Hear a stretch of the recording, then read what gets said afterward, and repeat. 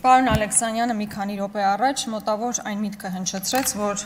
եթե մարդը հիմա կալանքի տակ է եւ ինքը քաղաքական գործիչ է, ապա անպայմանորեն չէ, որ տվյալ իրավիճակը քաղաքական հետապնդման դրսևորում լինի։ Պարոն Ալեքսանյան, օրինակ ձեզ համար ոչ այնքան խորթ մի կուսակցության ղեկավար այս բանը գտնվում է կալանքի տակ։ Խոսքս Գագիկ Ծառուկյանի մասին է։ Օրինակ, երբ 18 թվականին Գագիկ Ծառուկյանը առաջադրում էր Նիկոլ Փաշինյանի վարչապետի պաշտոնում, ինքը ուղղակի խոշոր սեփականատեր էր։ Ընդհանրապես օրենքի եւ օրինականության հետ կապված խնդիր չուներ։ Այն պահից սկսած, երբ Գագիկ Ծառուկյանը քաղաքական դիրքորոշումներ է հնչեցրել տարբեր ժամանակահատվածներում, միանգամից հայտնվել է կալանքի տակ, ինչպես 20 թվականից առաջ եւ այնպես էլ 26 թվականին։ Սա օբյեկտիվ իրականությունն է, որը դուք չեք կարող չտեսնել։ Օրինակ, Սամվել Կարապետյանը 21 թվականից հետո հանդիպումներ ունեցել է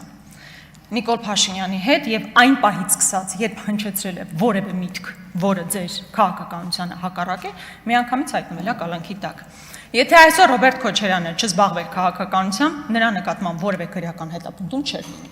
Այսինքն, ում նկատմամբ հարուցել քրեական գործ, բացառապես պայմանավորված է նրանով, տվյալ մարդը քաղաքականության մեջ է, թե չէ, եւ ինչպիսի դրսևորումներ այն ունի,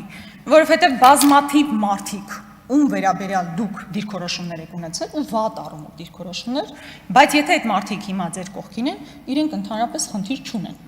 Իրենք դառնում են օլիգարխից միանգամից խոշոր սեփականատեր ու դրանով ավարտվում է։ Այնպես որ քաղաքական հետապնդումը բացառապես մարդկանց քաղաքական դիրքորոշումներ հնչեցնելու բերումով է, որ իրականացվում է։ Սիրելի հայրենակիցներ, ամեն դեպքում մենք քննարկում ենք Ռուբեն Ռուբինյանի հարցը եւ ես ուզում եմ առիթից օգտվել եւ իմ գործընկեր Մեսրոպ Մանուկյանի հնչեցրած հարցադրումները շարունակել, մասնավորապես Ռուբեն Ռուբինյանի եղբոր հանգամանքով պայմանավորված։ Կարծես թե դուք դրան չեք էլ անդրադարձել, համենայն դեպս մինչև հիմա առիթ չեք ունեցել։ Սիրելի հայրենակիցներ, Ռուբեն Ռուբինյանի եղբայրը, ում ես բնականաբար չեմ ճանաչում, հավանաբար լավ էլ մասնագետ է, նշանակվել է Ամիո բանկի վարչության նախագահի առաջին տեղակալ բիզնես զարգացման գլխավոր տնօրեն։ Առաջին հայացքից ինչ մի խնդիր կա։ Մարդը Ռուբեն Ռուբինյանի եղբայրը նշանակվել է բանկում կարևոր պաշտոնի, ամբողջ հարցը այն է, որ Ամիո բանկի 25%-ը պատկանում է կառավարությանը։ Եվ այն բանից հետո, երբ կառավարությունը 25% մասնաբաժին է ձեռք բերում Ամիո բանկում, այդ պահից հետո է, որ Ռուբեն Ռուբինյանի եղբայրը նշանակվում է տվյալ բանկում բարձրաստիճան պաշտոնյա։ Ռուբեն Ռուբինյանի եղբայրը նաև հանդիսանում է Viva Armenia կառավարման մարմնի անդամ։ Էլի առաջին հայացքից ինչ խնդիր կա, որ հիմա Viva Armenia-ում տվյալ մարդը որոշակի պաշտոն է զբաղեցնում։ Ամբողջ խնդիրը այն է, որ Viva Armenia-ում կառավարությունը ունի 20% մասնաբաժին։ Եվ այն գործարքից հետո, երբ Viva MTS-ը վաճառվում է եւ Viva Armenia է դառնում եւ կառավարությունը այնտեղ 20% է ձեռք բերում, դրանից հետո Ռուբեն Ռուբինյանի եղբայրը, հարգարժան Լևոն Ռուբինյանը նշանակվում է այնտեղ պաշտոնի։ Սա ձեզ մոտ որևէ հարց չի առաջացնում, քաղաքական հովանավորչության խնդիր չեք տեսնում։ Մենք բոլորս այս օրերին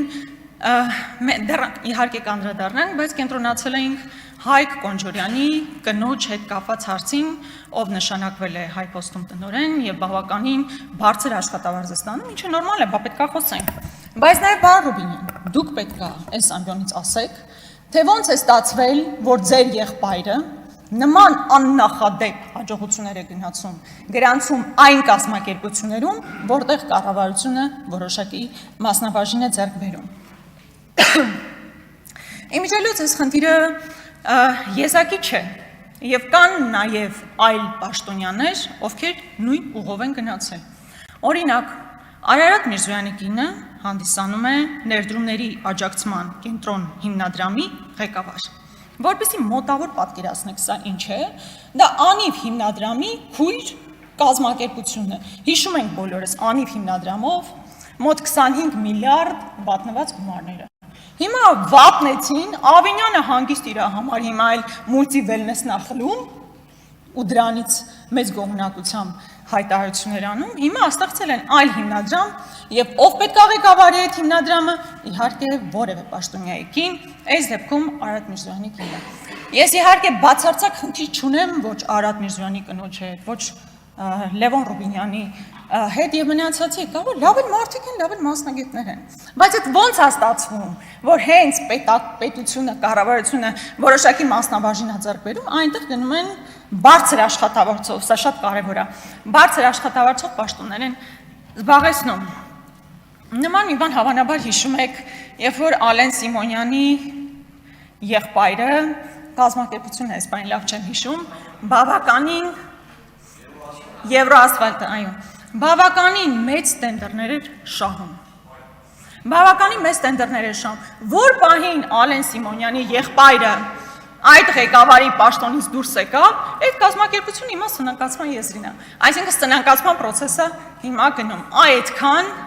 կարևոր ֆիգուրներ են մեր պետության բարձրաստիճան պաշտոնյաների հարազատները, որ եթե իրենք ղեկավարում են, փայլուն է, դուրս են գալիս միանգամից սնանկանում է։ Գարիկ Սարգսյանն այստեղ չի։ Ուզում էի հարցնել քերին ոնց է տենդերների մասին հիշեցինք, նորմալ տենդերներով ապահովում է իր քերուն, թե չէ, բայց դրա մասին կխոսենք։ Քանի որ այդ պետական մասնաբաժնով կազմակերպությունների մասին նաև խոսեցինք, ուզում եմ այստեղ նշել նաև, որ օրինակ Գնել Սանոսյանը նշանակվել է Լիդիանում ներկայացուցիչ, ուզում եմ հիշեցրել, որ կառավարությունը եւս մասնաբաժին ունի Լիդիանում, եւ Գնել Սանոսյանը օրինակ 7 միլիոն դրամ աշխատավարձ է ստանում, էլի լավ անում, բայց մեր հանրությունը այդպես էլ չիմացավ։ Օրինակ Գնել Սանոսյանին ինչու են հեռացրել աշխատանքից։ Սիրելի հայրենակիցներ, դուք գիտեք ինչու են հեռացրել աշխատանքից, մարդը նախարար է եղել։ Եթե նախարար է եղել, իրան հանել են, ուրեմն մի բանը լավ չի արել, ո՞նց են տարել ավելի լավ տենց պատասխանատու գործի նշանակել, ո՞նց են դա արել։ Ընդ որում ես ուզում եմ հիշեցնել, չէ, այդպես մի տարուբերեք ձեր գլուխը։ Ես ուզում եմ ձեզ հիշեցնել, որ Գնել Սանոսյանի հեռացումից առաջ հեռացվել է նախարարության ճանապարհային դեպարտամենտի ղեկավարը, իսկ նրա հոր նկատմամբ քրեական հետապնդում է հարուցվել։ Դրանից հետո Գնել Սանոսյանը դուրս է գալիս աշխատանքից եւ գնում է 7 միլիոն դրամ աշխատավարձով բավականին պատասխանատու աշխատանքի։ Նույնը նաև Ռոմանոս Պետրոսյանը, պարոն Կարապետյան, ձեր հաշվին 5 միլիոն աշխատավարձ է ստանում։ Ամբողջ հեծը բոլորը ԿՊ-ականներ են, լավ դզված են ձեր հաշվին։ Մի տեսակ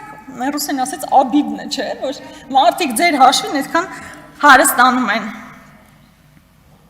Բայց այս շարքը բնականաբար, ինչպես գիտեք, ես հաճախ եմ խոսում, դեռևս առիթներ կունենանք խոսելու, բայց ես կոնկրետ ձեզանից ակնկալում եմ, որ կգաք եւ ձեր եղբոր հետ կապված պարզաբանումները կներկայացնենք։ Պարոն Ռուբինյան, երբ խոսում եք նրա մասին, որ եկեք давайте жить дружно տրամաբանության մեջ ինչ-որ բան եք ասում։ Հիմա այնտեղ պետք է նստած լիներ Արտուր Սարգսյանը։ Արտուր Սարգսյանը քաղաքական պատանդ է։ Ձեր իշխանությունը պատանդարության տակ է պահում մեր գործընկերոջը, այսինքն ձեզ ինչ ա թվում, որ դուք կարող եք մեզ նայելու ասել եկեք հանգիստ իրար հետ աշխատենք, այն ժամանակահատվածում, երբ մեր գործընկերը այստեղ նստած չի, ընդհանրապես ո՞նց են ձեր պատկերացումները այդ հարցում։ Եթե դուք իսկապես կարծում եք, որ ազգային ժողովը որպես ինստիտուտ պետք է կայանա, ապա դուք պետք է միջնորդեիք, որ այսօր ազգային ժողովի պատգամավորը Արտուր Սարգսյանն այստեղ գտնվեր։ Եվ ամփոփելով, հուսով եմ շատ չեք տխրի, որ ես ձեզ կողմ չքվեարկեմ, ինչպես կողմ չի քվեարկելու ամբողջ Հայաստան դաշինքը։ Հայաստան դաշինքի անունից ուզում եմ հայտարարել, որ մենք չենք մասնակցելու փակ քվեարկությանը։